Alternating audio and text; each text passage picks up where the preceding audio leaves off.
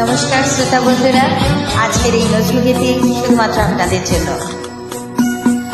দূর দীপ মাসিনী,